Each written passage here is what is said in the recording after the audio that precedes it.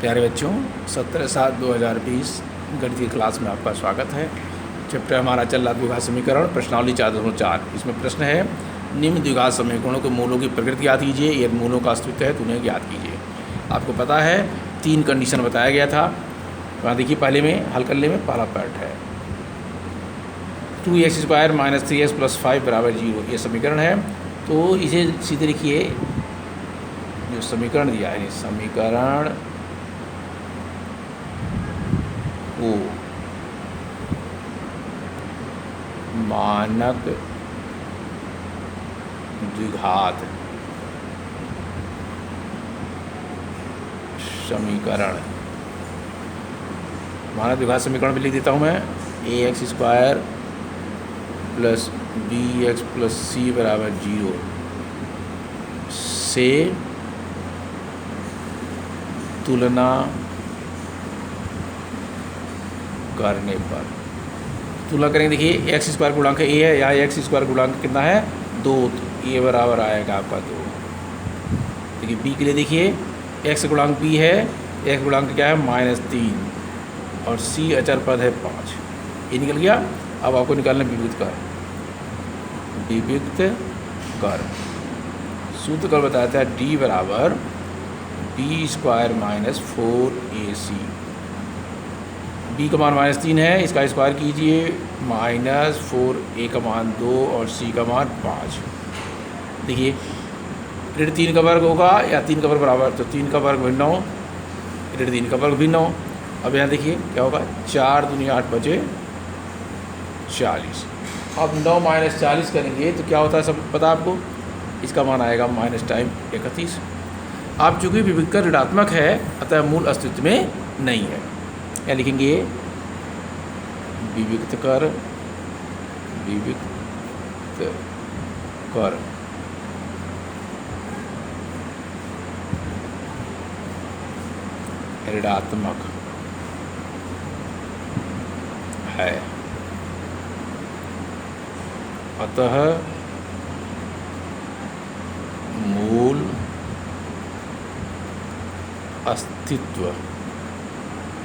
अतः मूल अस्तित्व में नहीं है, अर्थात मूल क्या होगा, काल्पनिक। जो मूल अस्तित्व में नहीं जिसका मतलब उसको काल्पनिक कह सकते हैं, ये हमारा होगा। अब इसमें दूसरे पार्ट को देखेंगे।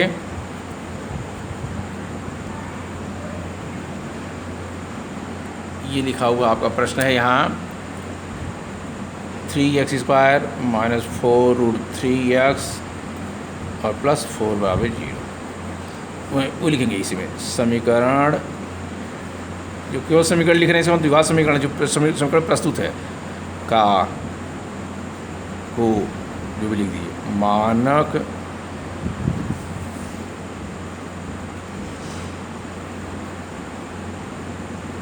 द्विघात समीकरण से तुलना करने पर। अभी हम लोग मानक द्विघात समीकरण लिखे हैं, और यहाँ नहीं भी लिख सकते हैं तो पहले लिख लीजिए। ये मानक आपका समीकरण है। देखिए तुलना करने वाली बात चल रही है, तो चौथे अध्याय में कई खंड में, दूसरे तीसरे चौथे में आपके 3.2 भी देखिए पाते हैं, दूसरे 2.2 पाते हैं। इसे तुलना करना वाला जरूर सोचते हैं। अब यहाँ देखिए a का मान निकालिए, x² गुणांक a है तो यहाँ x कितना है 3, ये 3 हो गया। b का देखिए x गुणांक b, यहाँ x गुणांक कितना है -4√3 और c अचर पद है, c का मान 4।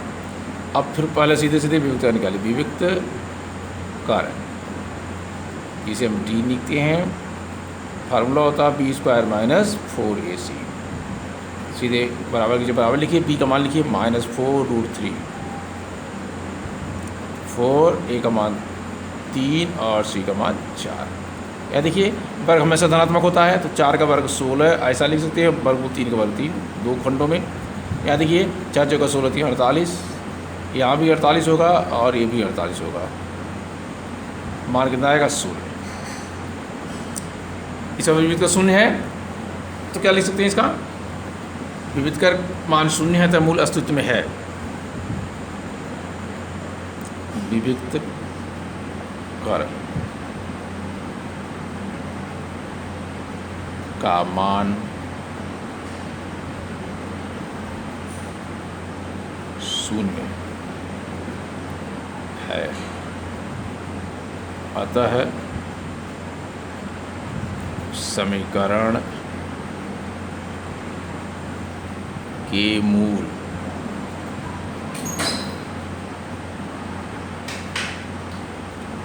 अस्तित्व में है। अब चूंकि इसके मूल अस्तित्व में है, ये प्रकृति हो गई इसकी, तो अब इसके बाद क्या निकालना है? इनका मान। तो पहले लिख लीजिए क्या है इनका,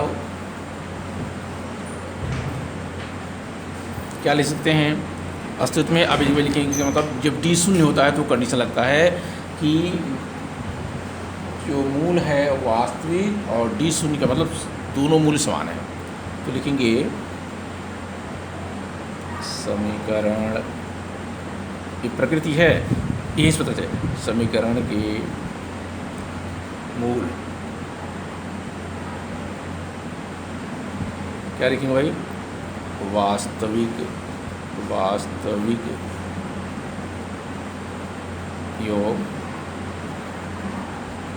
समान।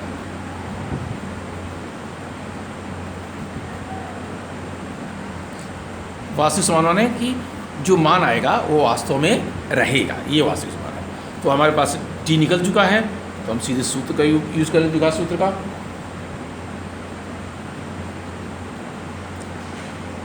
आपको कल से ही बताया गया है, x बराबर -b plus minus under root b² minus 4ac बटे 2a। ये IC लिख सकता है कोई -b plus minus under root d बटे 2, क्योंकि d मीन्स ये राशि लिखा हुआ है। अब फिर रख दिए, कुछ नहीं करना, माइनस b का मान आपके पास है -4√3, और आप देखिए d निकल के अंदर कितना है? 0, तो प्लस माइनस 0 बटे 2, a का मान कितना है? 3। a का मान कितना है? 3। बस लीजिए, कोष्ठ खोल दीजिए, प्लस हो जाएगा 4√3 हो जाएगा, यहाँ हो जाएगा आपका 2 × 3, ऐसा कर सकते हैं। तो अब क्या मिलेगा आपको? इससे कैंसिल हो जाएगा 2, और वर्गमूल 3 से ये कैंसिल हो जाएगा, यानी ऐसा भी लिख सकते हैं 2√3 तो आपका मिल गया, और यहाँ केवल ये 2 से दो तो कैंसिल हो गया है, √3 × √3, 1√3 कैंसिल आएगा आपका 2/√3, ये मूल आ गया 2/√3। देख रहे हैं? और इसके दोनों मान, क्योंकि 0 प्लस है 0 माइनस है, फर्क नहीं पड़ेगा, तो सीधे लिख सकते हैं अतः समीकरण के मूल 2/√3 2/√3, ये हमारे दोनों मान निकल के आए। अब एक प्रश्न इसमें और है, तीसरा पार्ट।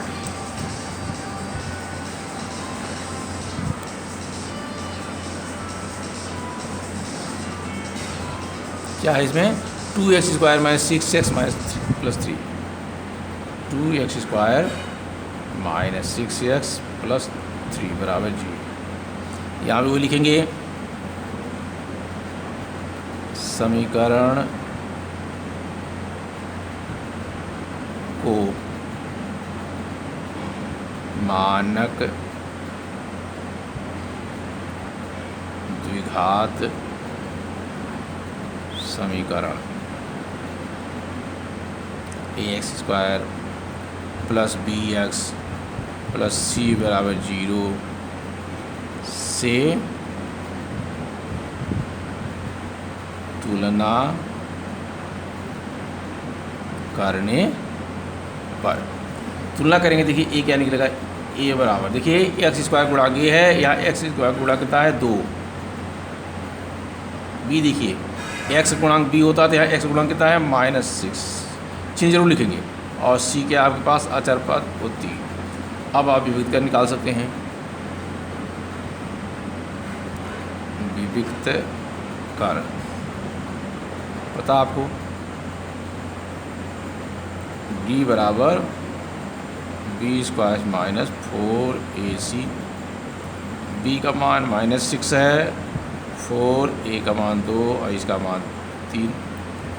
तो देखिए वर्ग हमेशा क्या बताया गया, धनात्मक। तो -6 का वर्ग भी कितना होगा, वो 36 आएगा। और ये 4 दूनी 8 24, घटाने पाएगा 12। अब चूँकि 12 आ गया, 12 क्या है, धनात्मक है। तो इसके जो पहले अस्सी लिखेंगे, जो लिखेंगे विविधकर का मान 12 है यानी प्लस है, अतः मूल अस्तित्व में है। फिर उनके मूल जो हैं उनकी प्रकृति लिखेंगे, मूल वास्तविक एवं भिन्न भिन्न होंगे।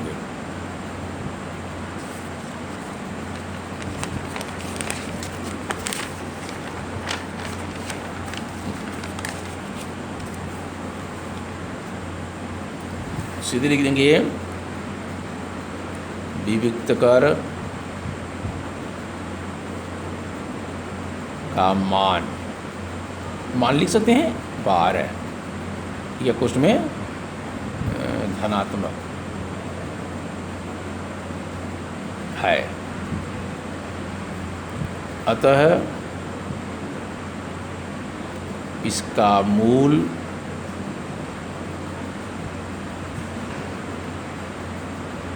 अस्तित्व में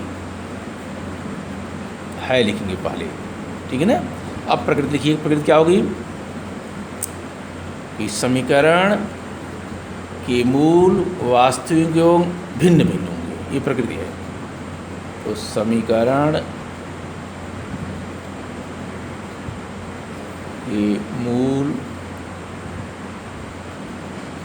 वास्तविक एवं भिन्न भिन्न या अलग अलग।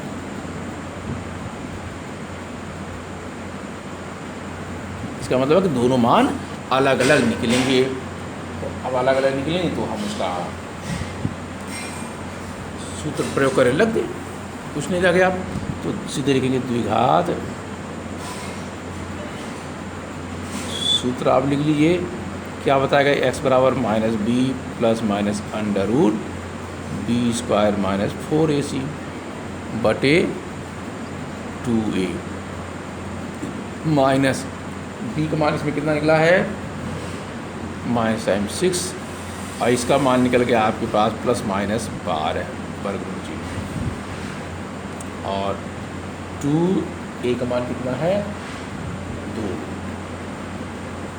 खोल देंगे ये कोष्ठ खोल देंगे तो ये 6 आ जाएगा धनात्मक, कोष्ठ का बाहर चिन्ह अन्य बदल जाएगा, यह आपका होगा। अब देखिए इसको वर्गमूल ले लें तो वर्गमूल इसका आ गया 2 दूनी 4 3 12, 2 का वर्ग बन रहा है, जोड़ा बन रहा है, 3 का नहीं, तो इसको लिख सकते 2 वर्गमूल 3 ऐसा लिख सकते हैं, ±2√3 बटे 2। अब इसमें क्या कर सकते हैं हम, ज़्यादा ध्यान रखिए, 2 कॉमन ले लें, 2 कॉमन लेंगे तो क्या 2 3 6 यहाँ बचेगा बटे 2 गुणे 2, 1 2 से 2 कैंसिल हो जाएगा, क्या हो जाएगा कैंसिल हो जाएगा। तो इस बार इसका मतलब उत्तर बना 3 ± वर्गमूल 3 बटे 2, तो 2 उत्तर बन जाएंगे। अतः समीकरण के मूल जो बन के आ रहे हैं, देखिए क्या होगा, एक बार 3 लिखेंगे प्लस वाला प्लस वर्गमूल 3 बटे 2, दोबारा 3 माइनस वर्गमूल 3 बटे 2, ये हमारे दोनों उत्तर आए या 2 मूल आए, ये कहते हैं। तो इस प्रकार हमारा ये पहले पार्ट का पहले प्रश्न में 3 पार्ट था, उनको हम लोगों ने हल किया। तो आज इतना तक, और इसको प्रयास की लगाते रहिए, अभ्यास करिए, जितना करेंगे वही